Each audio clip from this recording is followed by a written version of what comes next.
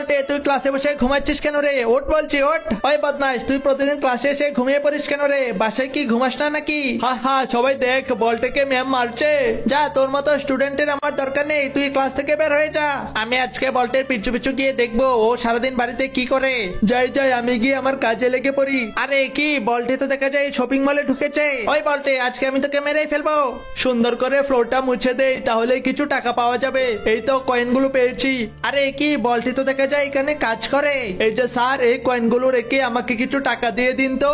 এইবার এই গ্লাসটাকেও পরিষ্কার করে দেই, তাহলে আরো কিছু টাকা পাওয়া যাবে। এই যে ম্যাম, আমি আপনার দোকানের গ্লাস পরিষ্কার করে দিয়েছি, আমাকে কিছু টাকা দিয়ে দিন। সারাদিন কাজ করে সেই টাকাগুলো দিয়ে খাবার কিনে নিয়েছি। যাই এবার হাসপাতালে মাকে গিয়ে খাবারগুলো দিয়ে আসি। মামা দেখো, আমি সারাদিন কাজ করে তোমার জন্য খাবার কিনে নিয়ে এসেছি, তুমি এগুলো খেয়ে নাও, তাহলে তাড়াতাড়ি সুস্থ হয়ে উঠবে। আরে বলতে কি, তুমি সারাদিন কাজ করে তোমার মায়ের জন্য চিকিৎসা করছো, আর ওইদিকে আমি তোমাকে ভুল ভেবে মেরে তোমাকে ক্লাস থেকে বের করে দিয়েছি।